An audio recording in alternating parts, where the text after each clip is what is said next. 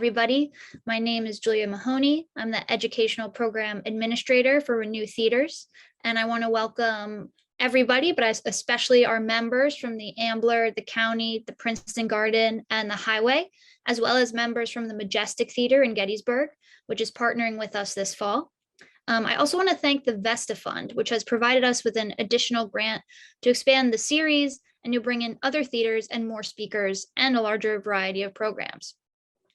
We are continuing with our classic film series, helmed by Hannah, but we are adding other tracks to our deep focus discussion program.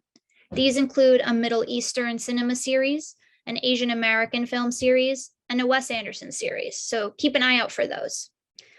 Tonight, we will be discussing the taking of Pelham 1, 2, 3. I also wanted to mention that we have an event coming up tomorrow on the Grand Budapest Hotel as part of our Wes Anderson series. But you can also find more information about past and upcoming talks at our website, deepfocus.film.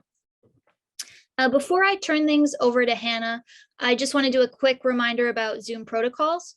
So we do request that everybody please remain on mute unless they are speaking. We will start with a talk led by Hannah and then open it up to discussion. And I ask that if you have a question or a comment that you please use the raise hand feature, which is found in the menu at the bottom of your screen.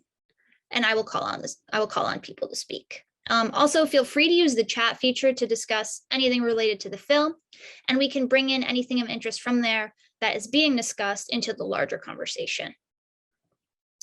Our speaker for tonight is Hannah Jack. Hannah is a writer for Turner Classic Movies.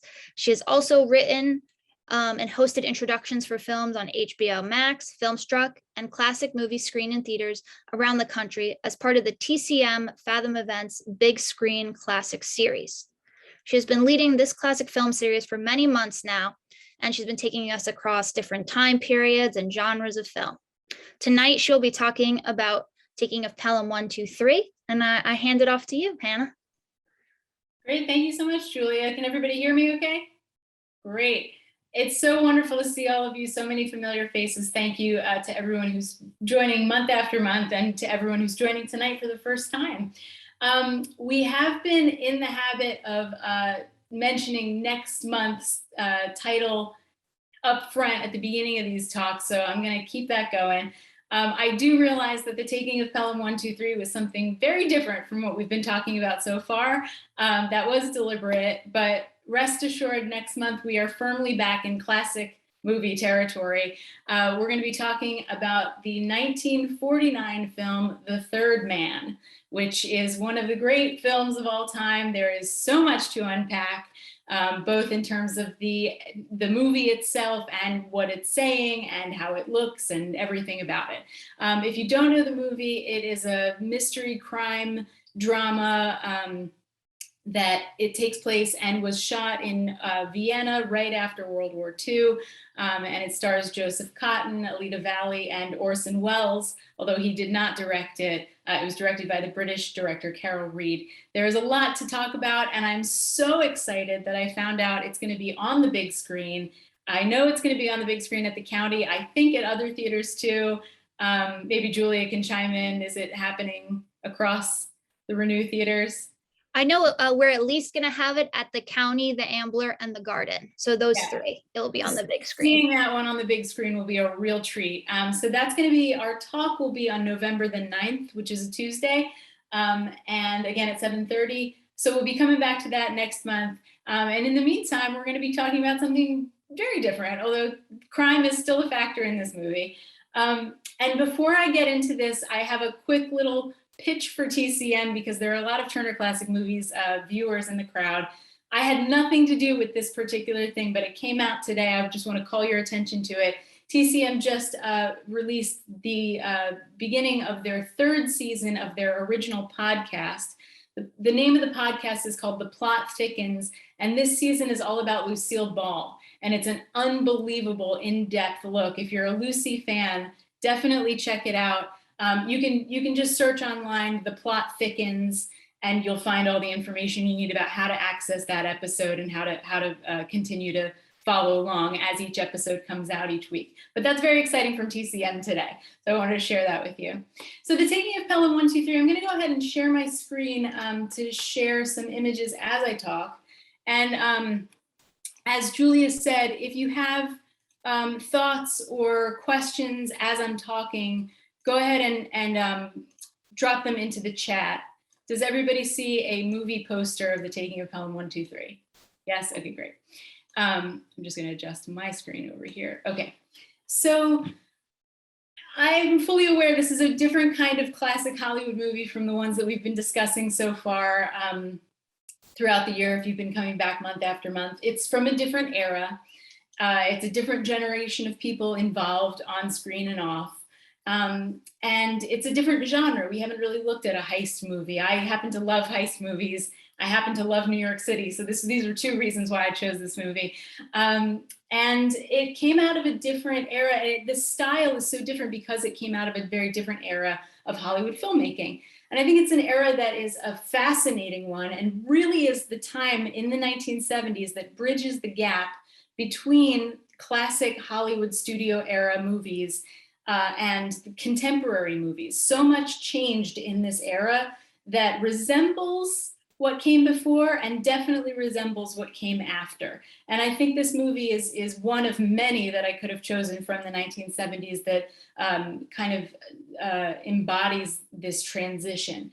A lot of things contributed to this different style emerging in the 1970s in Hollywood filmmaking. It's too much to get into all of it, but basically things like the end of the studio era. The studio system was over. The studios were no longer dominating Hollywood production. European and other international films were finding a big market in the US, and they were changing the look and feel with new realistic movies that American audiences were responding to. It was a different moment in American history and culture too. But a huge thing I think that contributed to these kinds of movies being possible was that there was no longer a Hollywood production code censoring the movies. And that, I think, is a really important link between this and the movies we've talked about so far. In all of the movies that we've talked about so far, the production code was still active. So it bears mentioning for just a quick moment what that actually means. I'm going to summarize this so quickly. There's a lot more to the story than this, but basically the Hollywood production code, if you're unfamiliar with it or you know just a little bit about it, was a set of rules that was established in the 1920s and really in 1930 about what could not be shown on screen in Hollywood movies.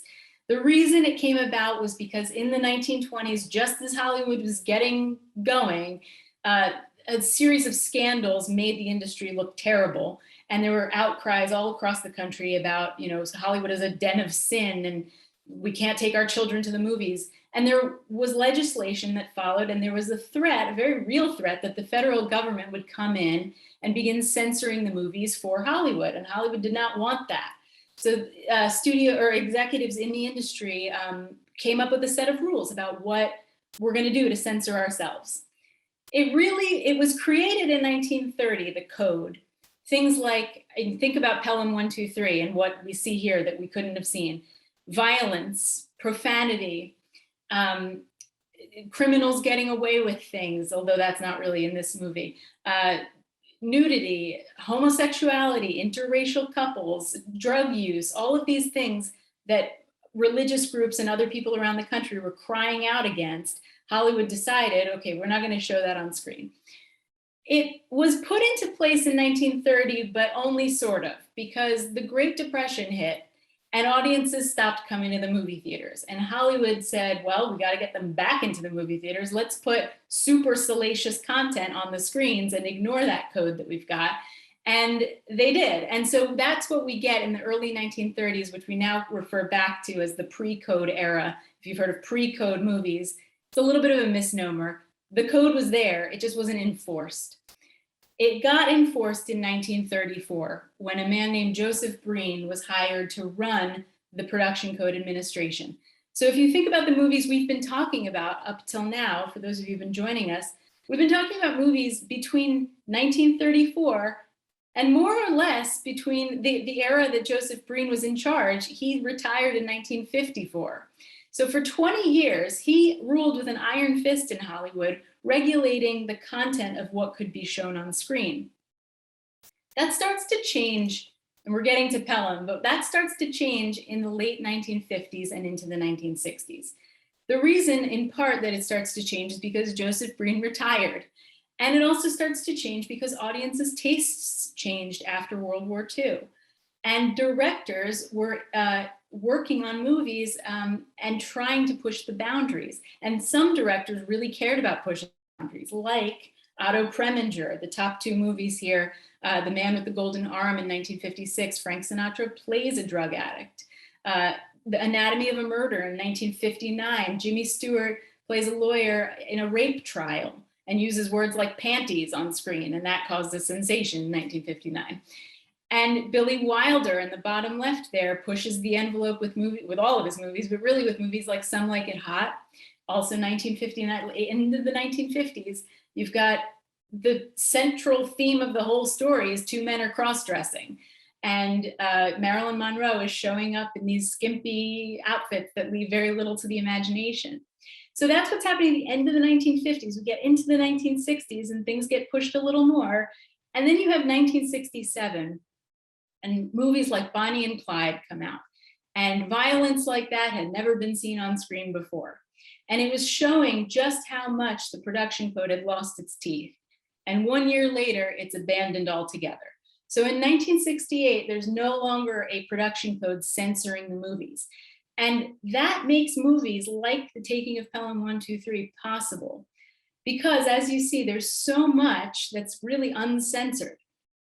There's profanity, there's violence. One thing that is in this movie that the code explicitly said you couldn't have was a crime that could be replicated. It was not allowed to show on screen the ins and outs of how a crime was taking place, lest the audience go home and try to do it. And that really freaked out the city of New York when The Taking of Pelham 1, 2, 3 was going into production.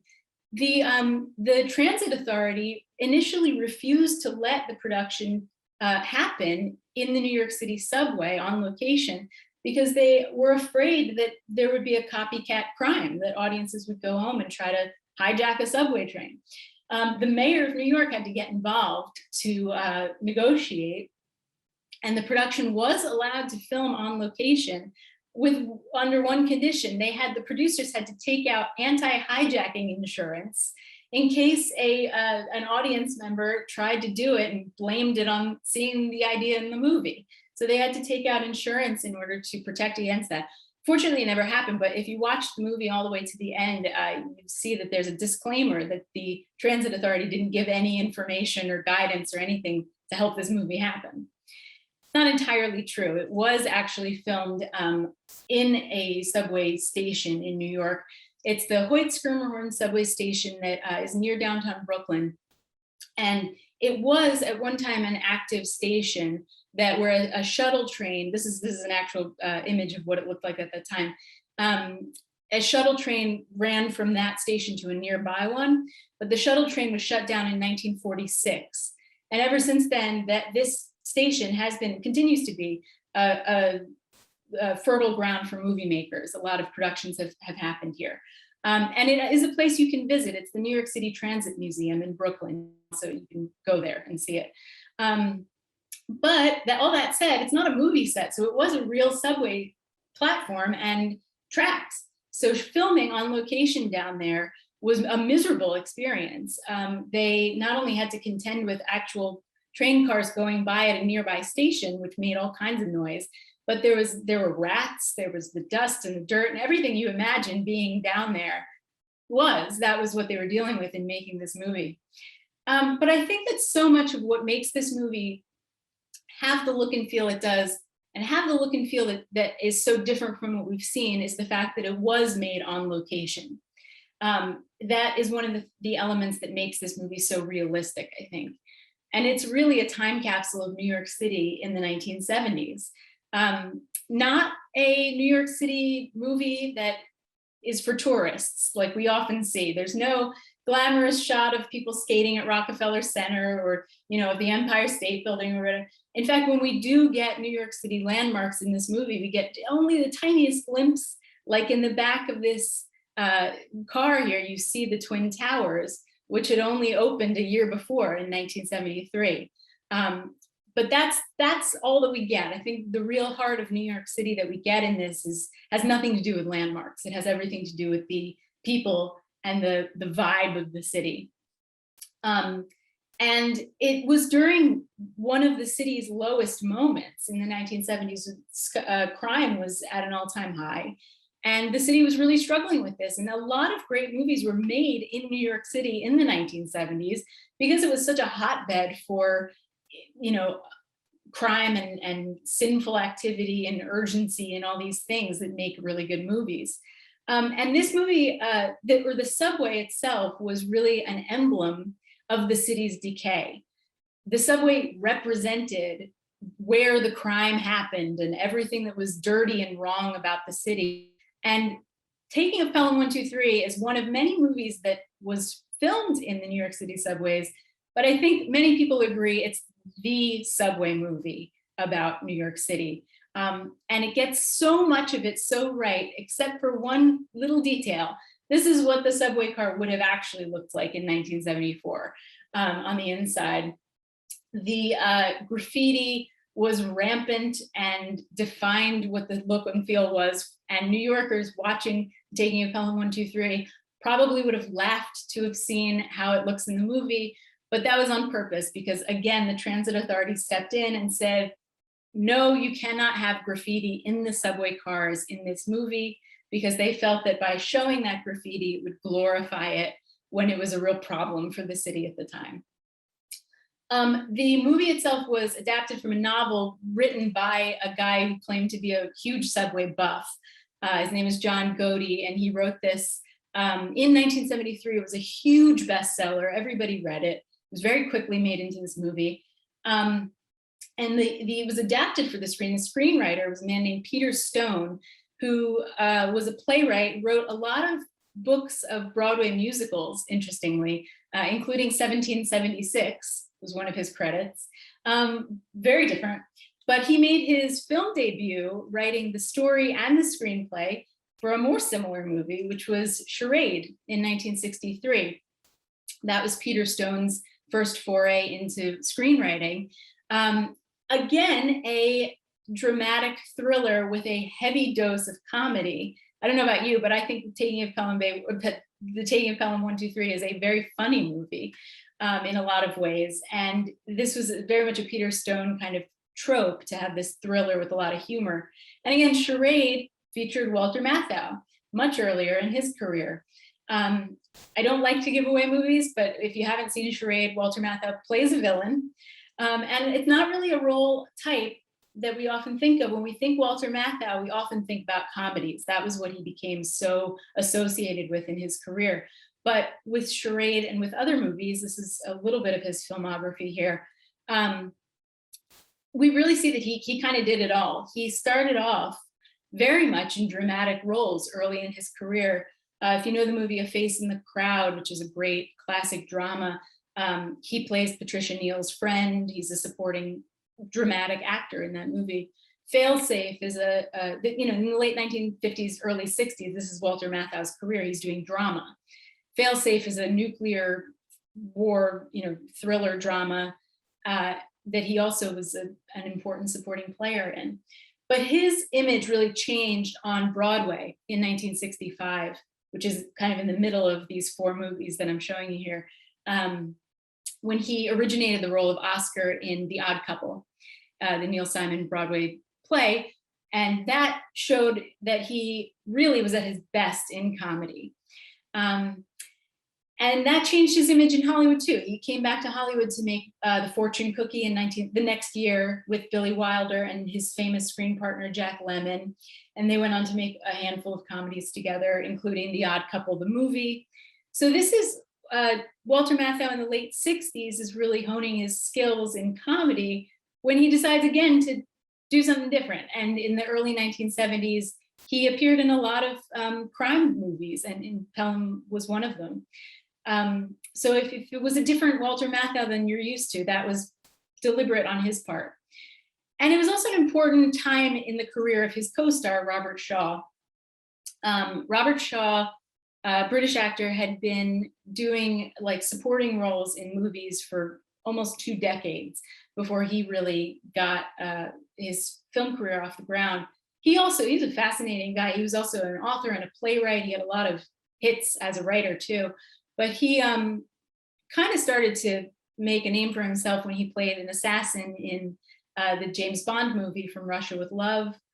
That's him on the left there. He earned an Oscar nomination in the middle there for playing King Henry VIII in the movie A Man for All Seasons in 1966. He lost that Oscar to Walter Matthau for The Fortune Cookie.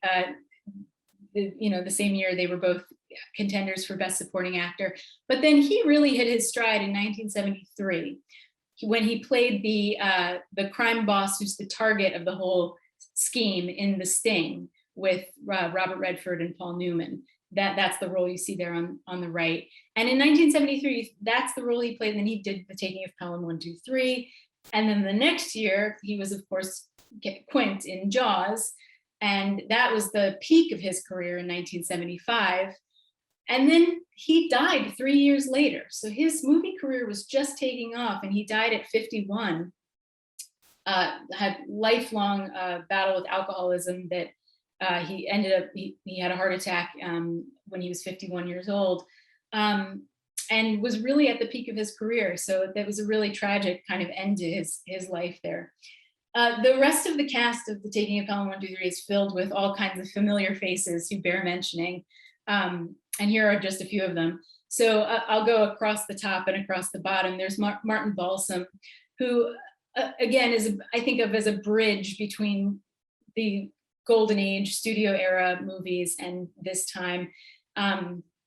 Made his debut in On the Waterfront in 1954, but then if you remember him from other things, it's probably as the foreman of the jury in 12 Angry Men and the ill-fated detective in Psycho. And then you have Hector Elizondo in the middle there, who's still going strong, has been a character actor more often than not in comedies, moving through still to today. And then Jerry Stiller, this was Jerry Stiller's first credited movie role.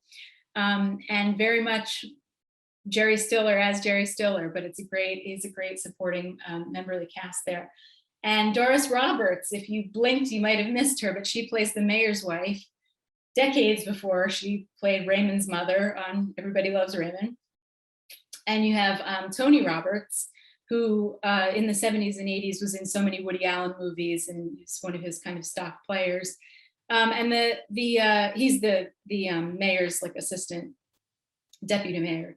And then the train conductor is James Broderick, Matthew Broderick's father. There are a lot of personalities in this. And Walter Matthau he was the big star of this movie. He was the one who had all the clout. And a lot of the people who appeared in the movie were kind of his New York acting buddies, and he just kind of peppered the cast with people he was comfortable around. And just as a closing comment, I'll just note a couple of the people behind the camera who I think really made a huge impact in this movie. One of them was the cinematographer, Owen Reutzman, who really only began making feature films at the beginning of the 1970s. And this is 1974. He made a little bit of experience working in commercials, but then he started making feature films. And his second movie ever was The French Connection in 1971. And he went on to become one of the great cinematographers who defined the look and feel of this era. And he, in addition to making The Taking of Pelham 1, 2, 3, he had so many other great New York movies from this era, The French Connection being one of them. A decade later, he's the cinematographer behind Tootsie, the Dustin Hoffman movie. And he had, in between, he shot The Exorcist and Network, 3 Days of the Condor, a lot of the great movies of the 1970s, he was the cinematographer behind, and earned a number of Oscar nominations for it. And I think this movie is also really enhanced by the music, which I'll close with saying that the composer was David Shire, who also wrote the score for movies like The Conversation, Francis Ford Coppola's The Conversation, and All the President's Men.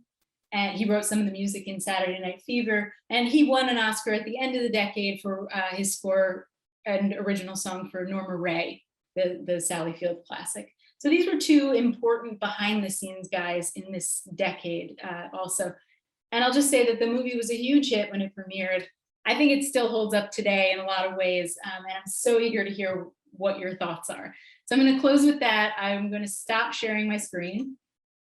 And I'm not sure if stuff came in through the chat, but let me just go ahead and close this out. And here we go. Great. So I don't know if there were questions here. I'm going to catch up with you.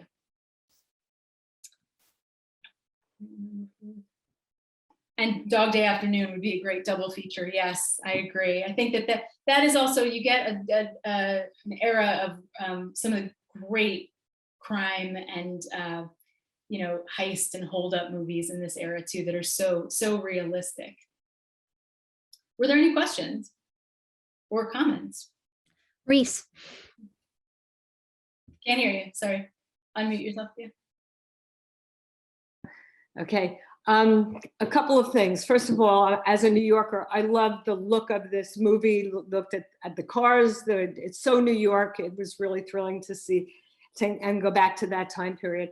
I think it's a pretty interesting thing to compare the level of violence that we have in this country today with this movie.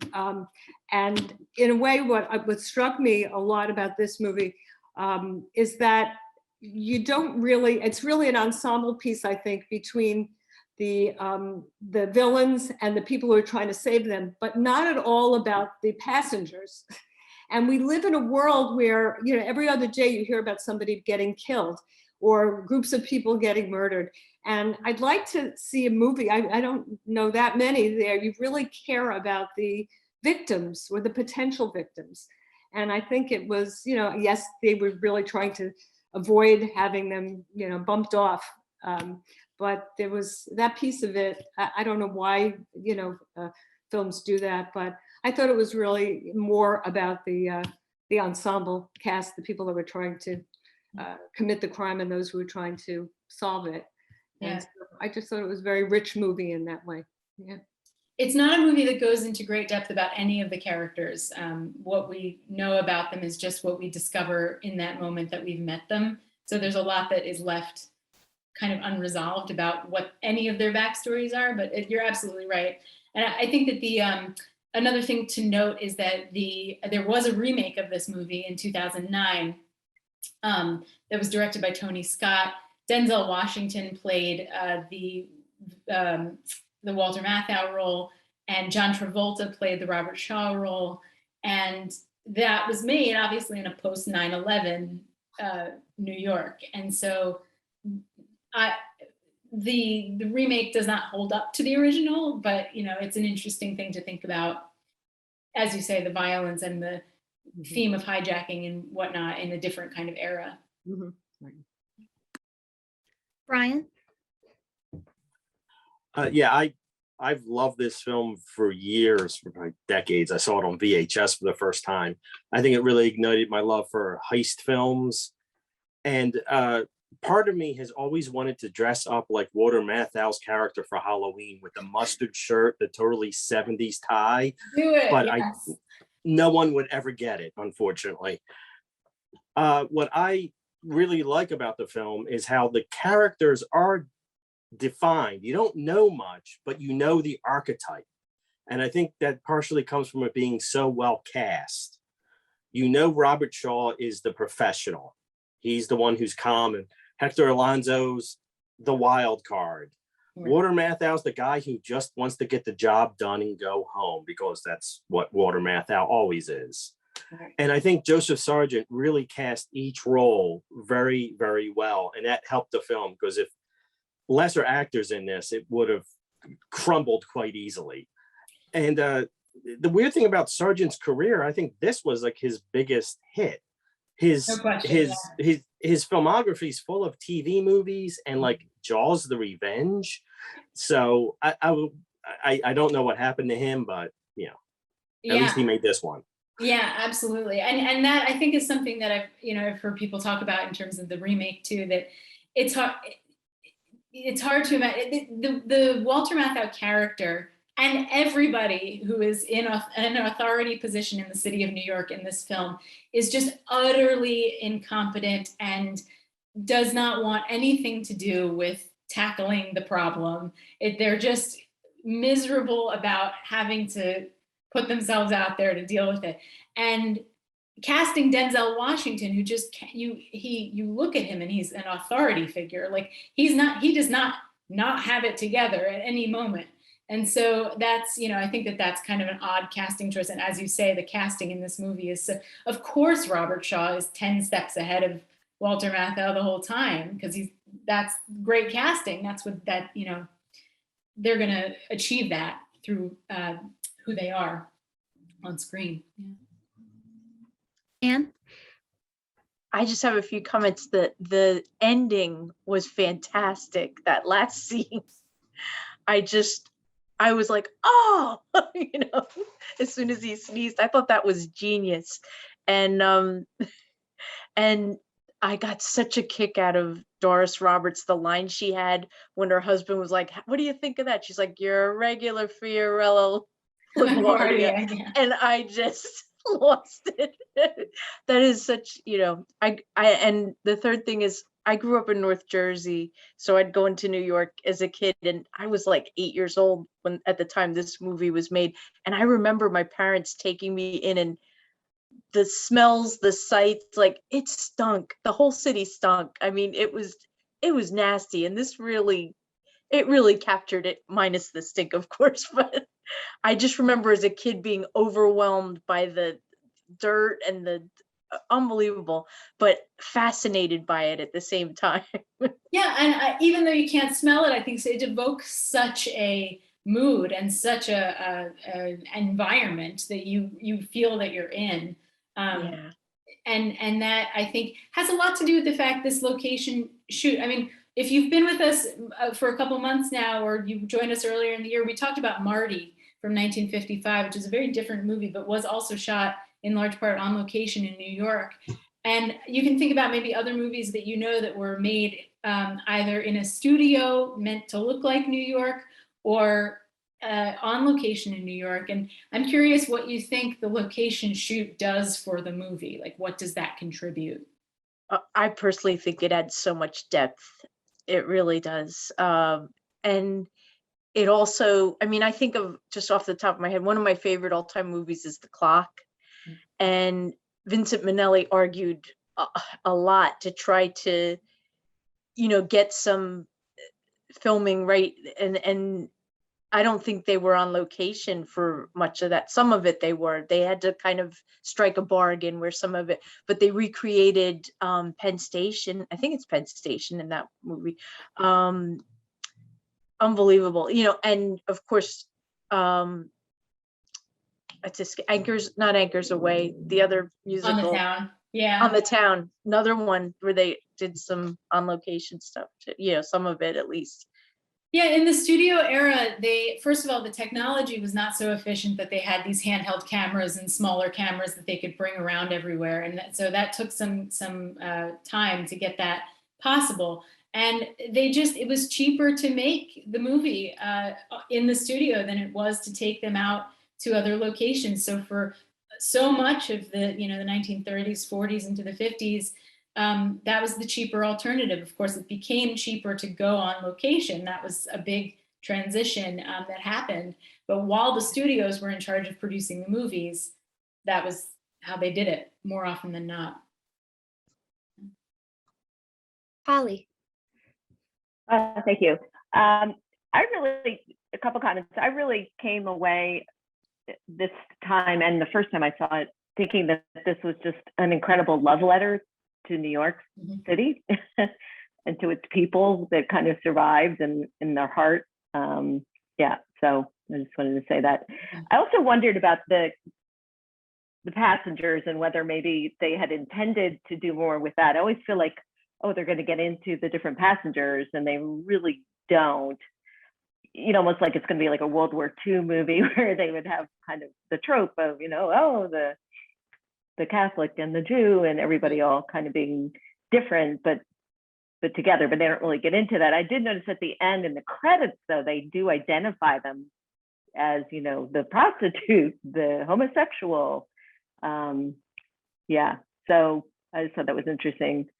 And Yeah. also, just one more thing, and then I'll shut up. Did anyone else is confused by the repeated references to with the female cop?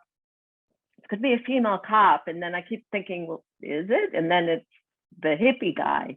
Is that just all to set up a joke about him being a hippie with long hair? Having long hair, yeah.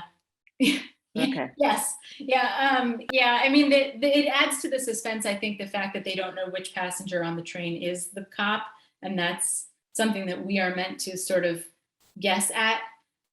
Like what are they going to do? Who is the cop? Are they going to step in? But definitely, if you aren't listening so carefully, there are so many throwaway lines in the film that it could be hard to hear. And one of them is when Walter Matthau goes down, like pats on the cop's shoulder when he's been shot in the subway tracks, and he says, "Someone will be along to help you in a minute, miss." And because all he sees is the long hair, and so he's, joking that he thinks it's a woman. But yes, absolutely. I'm sorry, the second point that you made, I'm blanking on for one moment. Oh, just about how, like, for example, that would have maybe played a little better if we had known more about the characters on the train, but really then it wouldn't be as tight and it wouldn't be as good of a movie. Yeah, and so, yes, I think the bottom line with the passengers was they were meant, the only thing that really was put into this is that they were meant to represent a cross-section of who would be riding the subway. So you get kind of, if you do look at the credits, you get like, character types as their names that they're meant to embody. And that was the emphasis there. But yes, absolutely. I think that is something that we don't get in this movie is really why were the four guys out to do, like, where was their backstory? Like, where we get like the tiniest little snippets about their, life. But in other heist movies, you get a much more compelling backstory about why these people are trying to do this crime, and that's missing too, I think. Yeah. Emma. Hey, so I have a bit of a more general question. I'm a film student on leave from college, and I've been working my way through what I would call a bloated watch list. And I was wondering if you have advice for keeping a studious eye while watching films and just coming up with something to glean from everything that you watch. That's such an awesome question. I think that something that guides me a lot is finding similar people who were involved from one movie to another, and kind of checking out multiple things that they've done, either people who are on screen or behind the cameras, and finding, kind of reading about it, but also kind of taking a look at their collection of work and seeing what you notice and what kind of you're drawn to about it. But other people, by all means, if you have other things, other ideas about that, to weigh in. I tend to get excited when I know a little bit about something going into it. So if I know a little bit about this particular genre or this particular filmmaker, and then I'm curious to know more because I feel like I have a foothold in it.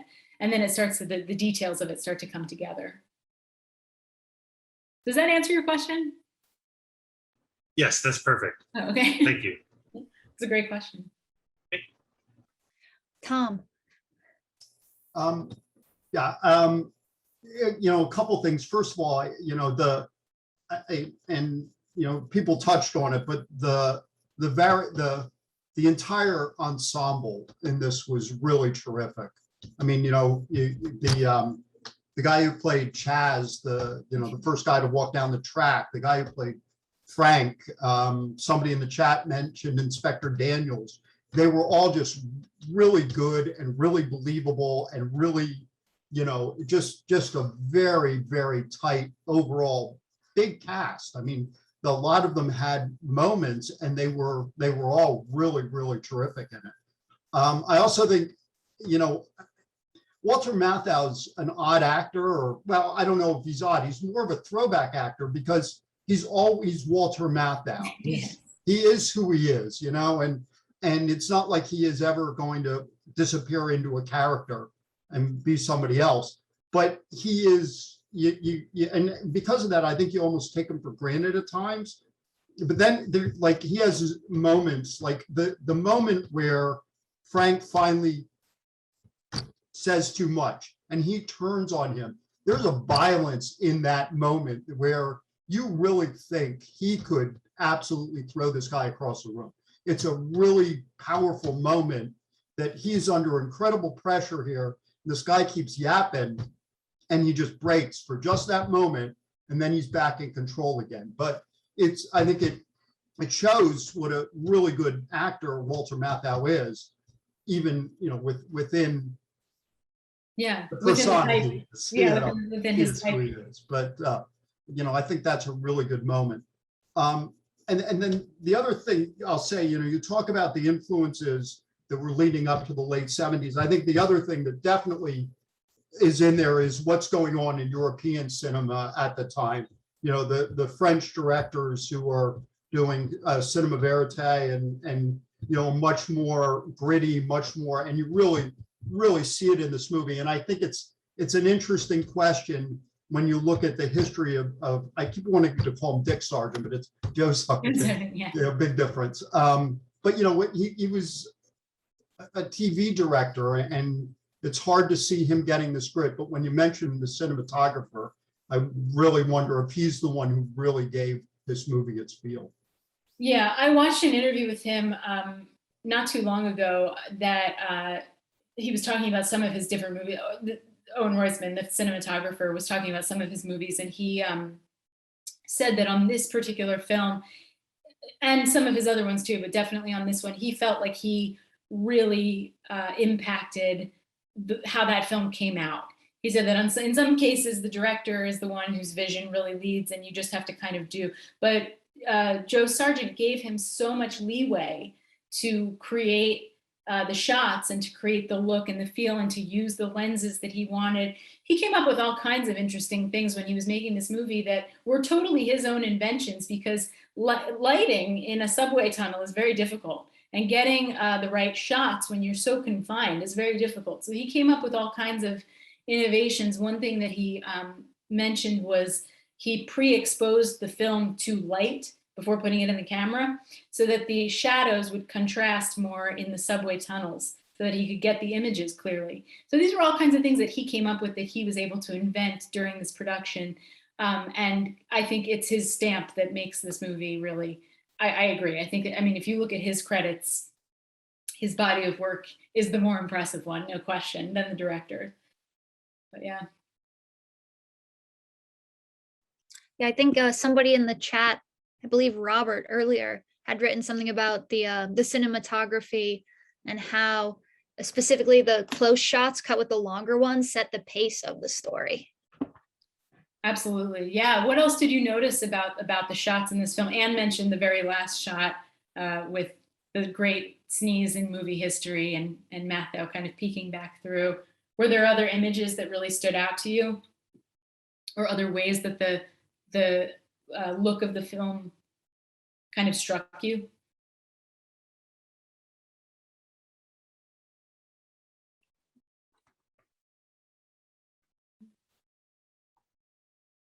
Definitely the pacing. I see, yeah, these comments about that. Yeah. For me, I think like kind of how dark a lot of the film is something that struck me when I turned the movie on, and it was just like very, very dark.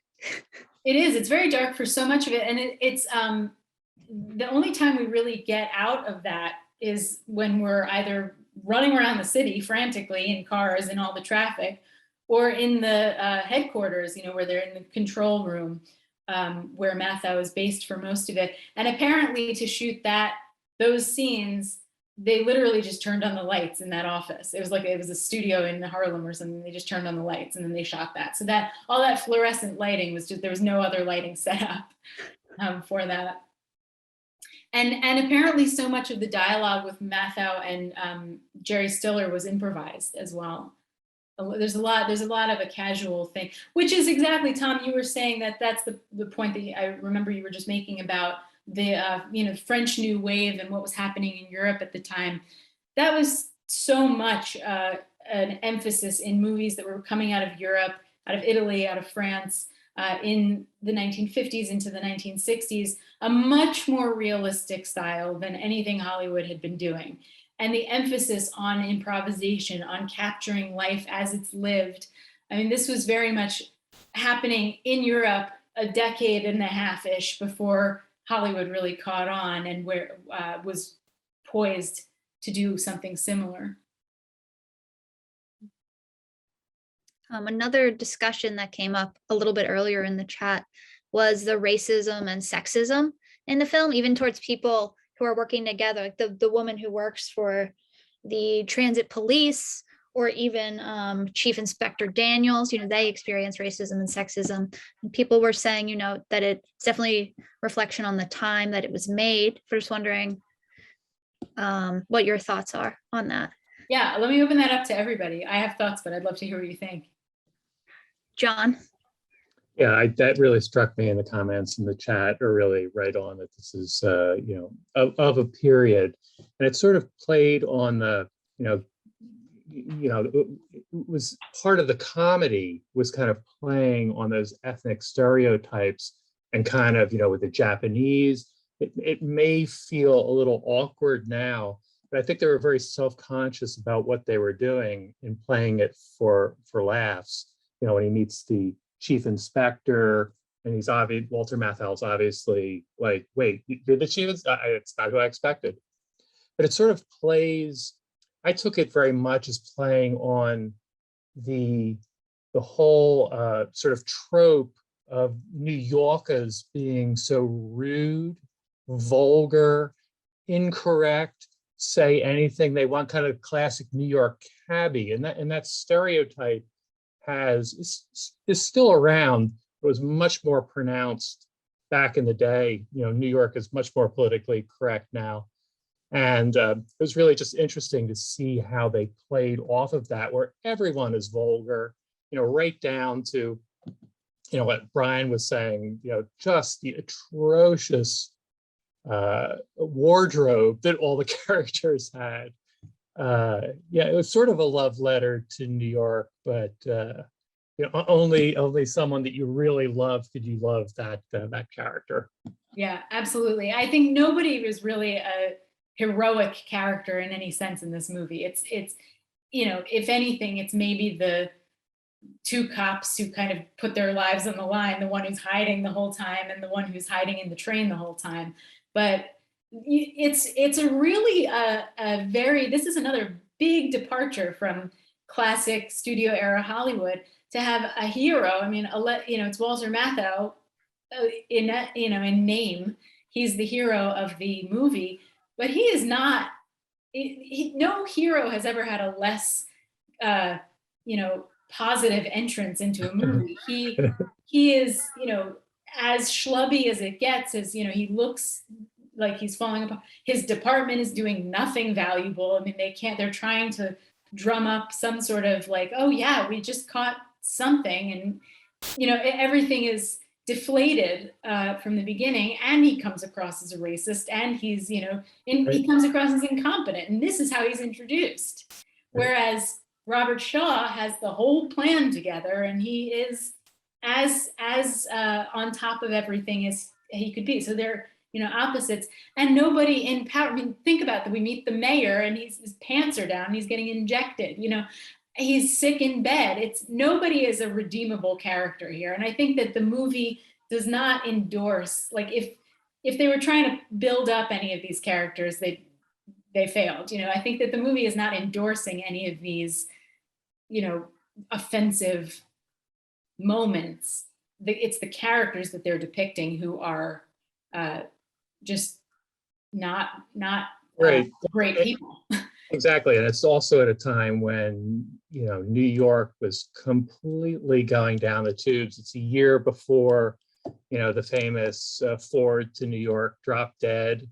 And it was, the city was falling apart. There were sanitation strikes. I think Anne had said how she remembered the city stinking.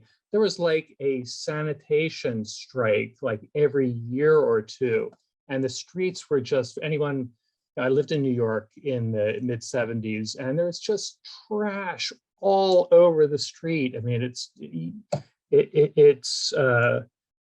was quite a place. And I love the fact that this movie captured, it was like a time capsule of, New York at its low point. Yeah, and so many great movies came out of this era filmed in New York because there was so much fodder for drama. Yeah. Barbara, I saw your, oh, you're back. Okay, Barbara. I don't seem to have the hand raising reaction on the screen. Anyway, I was thinking about like a lot of comments about the stereotype, jokes. And I think always the joke was on the joke teller or the comment maker. So that was a commentary kind of in and of itself. They were, as John said, they were aware that they were doing, because it's always like, they ended up, showing their butt by what they said. And the other thing I thought about was, it really is like a 70s or a different view of like first responders who now we think are like the heroes, and they're always like ready to jump in and do it. In this case, they're civil service workers, the cops, the guys who work for the subway, and they're like doing their job, but they're really trying to get through the day. But the crisis builds and they've got to do something, and they actually do. That's when they actually become effective. Walter Matthau and Jerry Stiller become like a team, and he actually gets out of the office and goes and chases them down. So, they're reluctant heroes, they're cynical, but when it comes to the crux of it, when they realize what's really going on, they actually follow through, which I thought is very like realistic about a lot of people in the work lives, 100%. I think that is so realistic about people in an emergency situation. It's such a natural thing to not want to get involved and to be frustrated by it happening, and then to like step up because you have to. And yeah, there's a lot of realism in the way that they react. Yeah. I wondered if there were all the cops in the scenes were actors, or were some of them really New York City cops? Well, I do know that a lot of the cast members were New York actors and New York people that Walter Matthau just brought in. Who played whom, I'm not totally clear on, because it was a lot of these people were not people who had multiple credits outside of this. So, but it's worth looking into if you want to dig deeper. Yeah. David.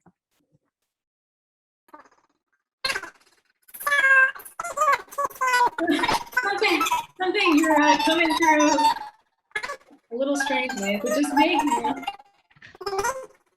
It sounds like there's an effect on your voice.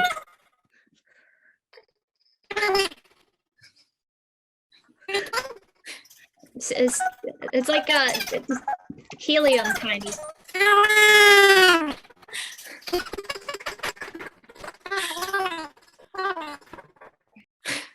Put it in the chat. That was super entertaining. Thank you. Yeah, type your question. That was great. If you type your question into the chat, I'll bring it up. Yeah. Were there other thoughts or questions? There was a lot coming in the chat. I haven't gotten a chance to look at it.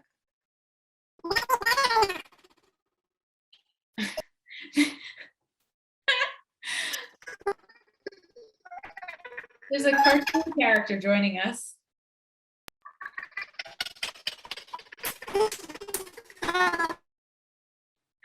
Okay.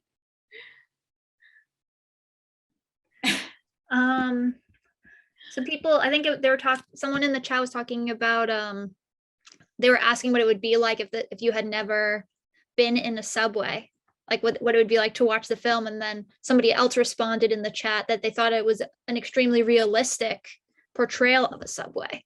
Yeah. I mean, are there other New York movies that I know that Anne mentioned The Clock, other New York movies that you love to throw in some? You could type them into the chat and give people other recommendations in here. Either of the 70s or of a different era. What are your favorite New York City movies? And how does this one compare? Breakfast at Tiffany's. Yes, a very different film. Yeah.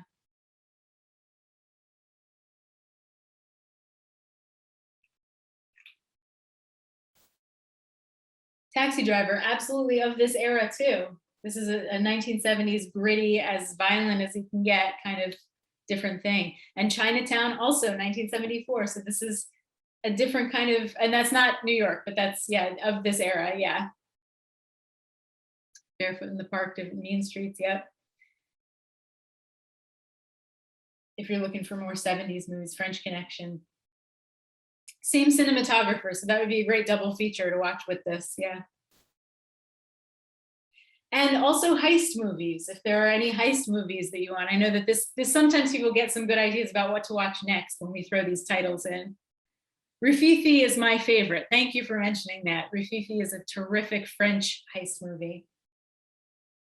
If you've not seen it, check that out. Yeah, The Warriors, absolutely. Hey, Hannah, while we have you and Yeah. your TCM connection, speaking of the 70s, I want to voice my objection to the new 70s style graphics on TCM. So you let your people, Thank you. you let your people know it's met with disapproval, at least in this household. Yeah, the network just did a rebrand, if you haven't seen, of the logo and the design. Yeah.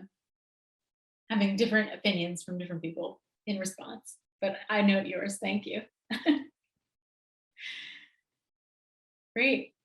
And I guess my other question to you is, because if you've been joining us, as so many of you have, we haven't really looked at a heist thriller of this nature, but we have looked at some Hitchcock thrillers and suspenseful movies. And certainly Pelham is a suspenseful movie with a crime thriller element. How do they compare to you? Is there one style that you're drawn to more than the other, or what do you think? We'll ask that in closing here. I really like a good heist film. I like criminals who are like professional. They know what they're doing, and then some X factor just sets all their plans off in a million different directions. So yeah, a good heist film, nothing beats it. Great.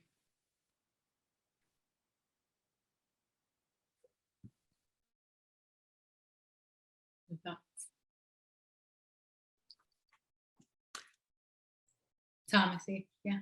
Yeah, I mean, just such different styles. But just you got to admire the Hitchcock. It's just so beautifully crafted. But the more gritty films such as this have an impact which I think is hard to beat. And a lot of them that have been mentioned in the chat are just they have an immediacy that the slicker films don't really have, and there's a lot to be said for that. There's a lot to be said for that.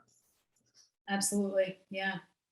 Well, so I know that we're coming up on the hour, and I will say that next month, the movie that we're talking about, The Third Man, is kind of a combination. It is a slick film, very much of the studio era and a different time, but shot on location, and very much a time capsule of a different city in a different space in a different time.